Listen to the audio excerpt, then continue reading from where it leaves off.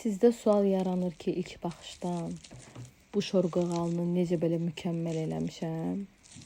O zaman gəlin birlikdə izləyək. Videonu keçməyin. Bu xırçıltılı qoğalı axıra qədər izləyin. Saniyə bə saniyə faydalı olduğunu görəcəksiniz. Unu əliyirik ilk öncə. Ona quru məmulatları vururuq. Pesokunu, duzunu və sarı kökünü. Qəşəngcə unu qarışdırırıq. Unu qarışdırdıqdan sonra qıraqda yumurtaları sındırırıq. 2 yumurtanın sarısını, birinin ağını. Ağını ona görə vururam ki, xəmir xırçıltılı olsun uşaqlar. Digər tərəfdən xamasını əlavə eləyirik. Mütləq surətdə 25% xama olsun. Burada südü əlavə eləyirəm. 1 stakan kənara qoyuram və burada keçirəm operasını hazırlamağa. Droş tökürəm 1 paçka. Üzərinə 1 xörək qaşığı pesok tökürəm. 2 xörək qaşığı dolu olan un tökürəm və ilik sudan edirəm mən. Qarışdırıram və qoyuram kənara. Bu şişsin. Tez şişir, narahat olmayın, 5 dəqiqə çəkir. Bunu da tökürəm. İsti suyu, südümüzü də tökürəm. 1 stakan süd, 1 stakan su və digər tərəfdə də yağımızı qoymuşam isinməyə. Artıq xəmir vuran aparatda vurmağa, hazırlamağa başlayıram. Burada xəmiri vurduqdan sonra yağ əlavə eləmək mütləqdir. Yəni. Bu qoğalın xəmiri o qədər həssasdır ki, dediklərimə fikir verin. Yəni anbaan fikir verin ki, sizdə də belə alınmasını istəyirsinizsə, mükəmməl dərəcədə qoğal istəyirsinizsə nəticəsi olsun, mənim dediklərim kimi edin. Burada iç hissəsini artıq hazırlayıram. Un, 200 qram yağ, 1 xörək qaşığı duz, 1 çay qaşığı istiot, 1 xörək qaşığı cirə, 1 xörək qaşığı raziana və mən üzərinə raziananı dənə-dənə də tökməyi sevirəm uşaqlar. Və burada əlimlə yoxlayıram ki, alınıb.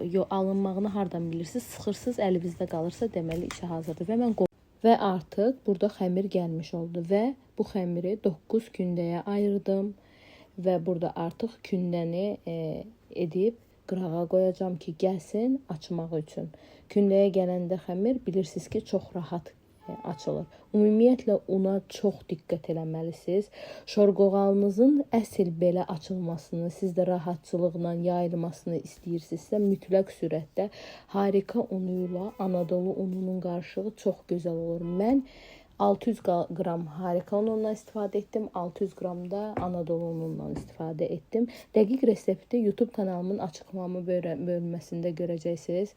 Oradan abunə olmağı unutmayın və artıq burada uşaqlar xəmirimi kəsməyə başlayıram. Əlimi də sizə göstərirəm ki, yəni 2 barmağımın enliliyində kəsin. Yəni çox enli olmur. Nə də ki, qoğal çox böyük olur. Buradakı səliqəyə baxın. Yəni bir dənə xəmirin səliqəsinə baxın. Ən önəmli olan hissəyə sizi keçid etdirirəm. Burada isə uşaqlar önəmli olan ən püf nöqtə odur ki, çox səliqə ilə xəmiri yığmalısınız. Ümumiyyətlə xəmir çox kaprizlidir.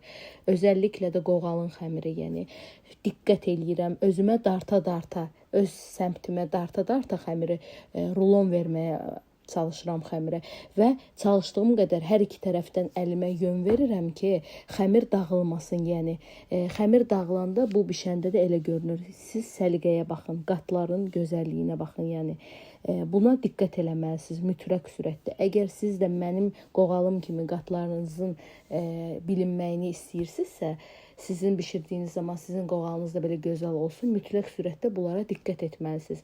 Və burada astaca başlayıram içini açmağa.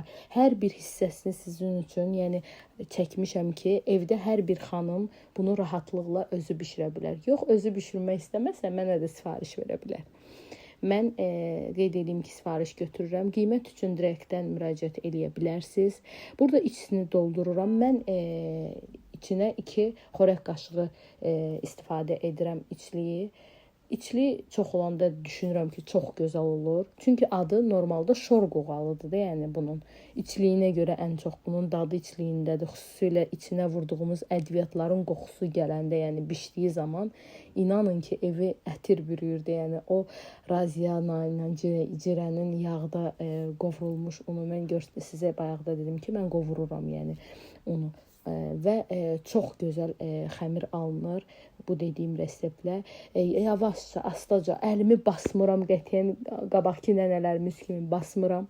Xəmiri eləcə astaca başlayıram yön verməyə və qoyuram kündələrimin gəlməyinə. Burada üzəri üçün 2 yumurtanın sarısı, 1 yumurtanın ağı. Soruşsunuz ki, niyə süzgəcdən keçirirsən? Ona görə keçirirəm ki, içində olan yumurtanın ağlar, onlar qaldığı zaman qoğalı yandırır. Burada artıq kündə gəlib, üzərinə yumurtanın sarısını çəkmişəm və bu da bişmiş halı. İzlədiyiniz üçün hər birinizə təşəkkür edirəm. Kanalıma abunə olmağı unutmayın. Yorumlarda fikirlərinizi hər birinizə baxıram. Çalışdığım qədər cavab verməyə çalışıram. Siz də belə dadlı qoğal hazırlamaq istəyirsinizsə, rəylərdə fikirlərinizi gözləyirəm. Sağ olun.